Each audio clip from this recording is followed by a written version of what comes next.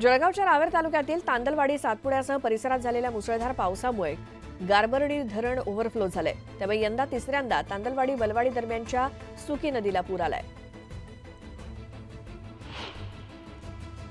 भुसावळमधील हातनूर धरणाचे 4 दरवाजे पूर्ण उघडण्यात आले। धरणातून 47,393 क्युसेक वेगानं तापी नदीत पाण्याचा विसर्ग केला जात असून नदीकाठच्या गावांना सतर्कतेचा इशारा देण्यात आलाय। धाराशिवच्या परंडा तालुक्यातील सीना कोळगाव धरण 100% भरलं। त्यामुळे धरणातून पाण्याचा विसर्ग वाढवण्यात आलाय। या पाण्याचा जिल्ह्याला फायदा होणार असल्यामुळे शेतकऱ्यांमध्ये समाधानाचं वातावरण आहे। मावळात परतीच्या पावसाचा जोर कायम आहे। पवना धरण पांडोट क्षेत्रात पडणाऱ्या मुसळधार पावसामुळे पवना धरण 100% भरले।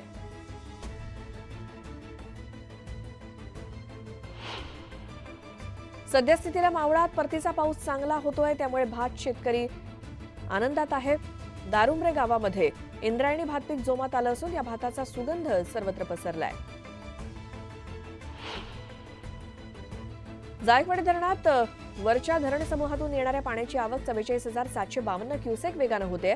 धरणातील पाणीसाठा 99.39% पोहोचलाय। पुढील 2 ते 3 दिवस मुंबईसोबतच ठाणे पालघर जिल्ह्यामध्ये हलक्या ते मध्यम स्वरूपाचा पाऊस पडेल असा अंदाज हवामान विभागानं वर्तवलाय। तर मुंबईसह कोकण आणि विदर्भातील 18 जिल्ह्यामध्ये उघडीपीची परिस्थिती 5 ऑक्टोबरपर्यंत जाणवू शकते। 16 ऑक्टोबर नंतर मान्सून केव्हाही निरोप घेऊ शकतो। अर्थात मान्सून निघून गेला तरी चक्रीवादळाचा सीझन चालू होत असल्यामुळे ऑक्टोबर महिन्याअखेर दरम्यान सुद्धा महाराष्ट्रात पावसाची शक्यता नाकारता येत नाही। येणाऱ्या 5 दिवसात म्हणजे उद्यापासून 2 ऑक्टोबरपर्यंत पुण्यातील पावसाचा अंदाज हवामान विभागानं वर्तवलाय। आज सर्वात जास्त म्हणजे 65 मिलीमीटर पाऊस पडण्याची शक्यता आहे। कोयना धरण दुसऱ्यांदा पूर्णपणे भरलंय। धरणात 105.25 टीएमसी पाणीसाठा जमा झालाय। कोयनेत पाण्याची आवक वाढल्यानं मध्यरात्रीच्या सुमारास कोयनेचे 6 दरवाजे 1 फुटानं उचलून विसर्ग सुरू करण्यात आलाय। राज्यात सध्या परतीच्या पावसानं धुमाकूळ घातलाय। अनेक ठिकाणी जोरदार पाऊस कोसळतोय। या पावसामुळे शेती पिकांना मोठा फटका बसलाय।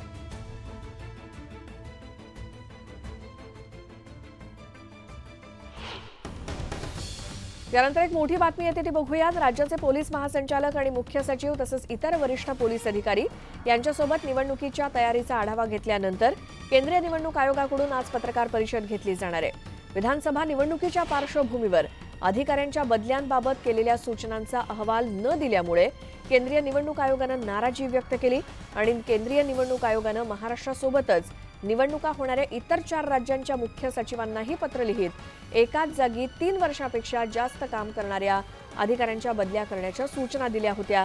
पण आयोगाच्या पत्राकडे मुख्य सचिवांनी दुर्लक्ष केल्यामुळे आयोगानं नाराजी व्यक्त केली। लोकसभा निवडणूक 2024च्या मुंबई शहरातील मतदान केंद्रावरती मतदारांना झालेल्या गैरसोयीबद्दल केंद्रीय निवडणूक आयोगानं देखील नाराजी व्यक्त केली।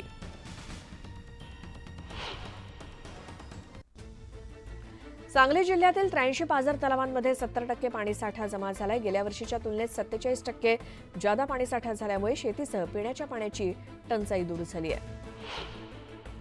बुलढाणा जिल्ह्यातील 10 मंडळात अतिवृष्टी झाली। मोताळा, खामगाव आणि लोणार तालुक्यात मोठ्या प्रमाणात नुकसान झाले। यामध्ये 3,405 शेतकरी बाधित झालेत। सोलापूर जिल्ह्यात माढा तालुक्यात गेल्या 3 ते 4 दिवसांपासून मुसळधार पाऊस कोसळतोय। त्या पावसामुळे हाती आलेल्या शेतकऱ्यांची पिकं वाया जात आहेत। काही शेतकऱ्यांनी उडीद सोयाबीन या पिकांची काढणी केली, मात्र पावसामुळे पिकांचं नुकसान झालंय। अमरावतीतल्या दर्यापूर तालुक्यात मुसळधार पावसामुळे पूर परिस्थिती निर्माण झाली। अशातच माटरगाव इथे पुरात दुचाकी आणि बैलगाडी अडकल्याचं दिसलं।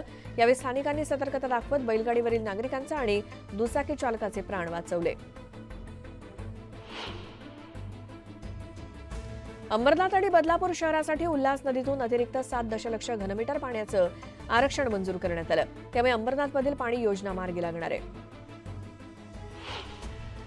मुंबईतील जोगेश्वरी मेट्रो स्थानकावरती पाण्याची गळती झाल्याचं दिसतंय आणि एका प्रवाशानं याचा व्हिडिओ सोशल मीडियावरती पोस्ट केला। त्यानंतर महामुंबई मेट्रो ऑपरेशन कॉर्पोरेशन लिमिटेडकडून या प्रकाराबाबत माफी मागण्यात आली। सध्या कांदा उत्पादक शेतकऱ्यांना अच्छे दिन आलेत। कांद्याच्या दरात चांगली वाढ झाली आहे। दुसरीकडे ग्राहकांच्या खिशाला झळ बसली आहे। सध्या कांद्यासोबतच टोमॅटो तसंच हिरव्या भाज्यांचे भाव देखील वाढलेत। विविध मागण्यांसाठी अंगणवाडी कर्मचाऱ्यांनी आक्रमक पवित्रा घेतला. 20 सप्टेंबरपर्यंत मागण्या मान्य न झाल्यास 1 ऑक्टोबरपासून राज्यभर चक्काजाम करण्याचा इशारा देण्यात आलाय. सरकारनं मागण्या मान्य करून अंमलबजावणी करावी अशी मागणी त्यांनी केली.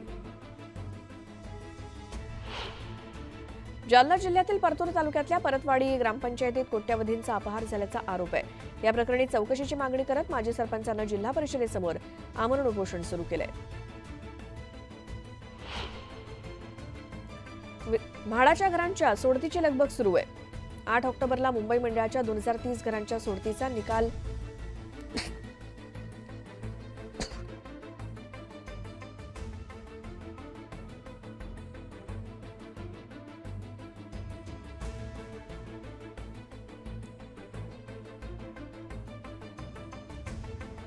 म्हाडाच्या 6,500 घरांसाठीची जाहिरात आचारसंहितेआधी प्रसिद्ध करण्याच्या दृष्टीनं कोकण मंडळाचे प्रयत्न सुरू आहेत.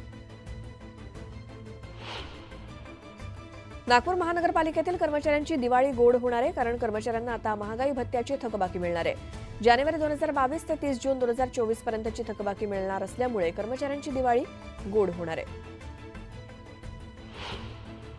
मुंबई पुणे महामार्गावरील जुना उर्से टोल नाका बंद करून 2 किलोमीटर मुंबईच्या दिशेला पुढे नेण्यात आलाय.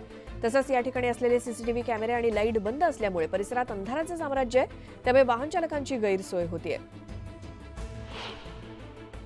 माझी वसुंधरा अभियान 4.0चा राज्यस्तरीय निकाल जाहीर झाला. यात सांगली जिल्हा परिषदेनं राज्यात पहिला क्रमांक मिळवलाय, तर जिल्ह्यातील 16 ग्रामपंचायतींनी या अभियानात यश मिळवलं असून विजेत्यांना तब्बल 9,20,00,000 रुपयांचं बक्षीस मिळणार आहे. नांदेड शहराजवळ असलेल्या नेरली या गावात 200हून अधिक जणांना विषबाधा झाली.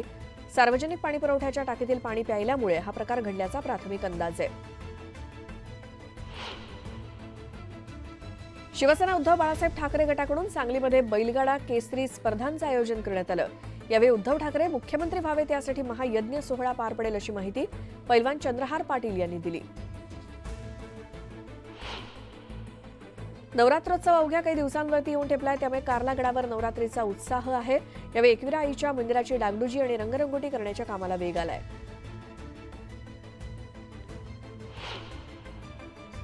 सप्तशृंगी गड घाट रस्त्यावरील मलबा हटवण्याचं काम सध्या सुरू आहे. त्यामुळे सोमवारी सकाळी 7 वाजल्यापासून दुपारी 12 वाजेपर्यंत नांदुरी ते सप्तशृंगी गड घाट रस्ता वाहतुकीसाठी बंद असेल.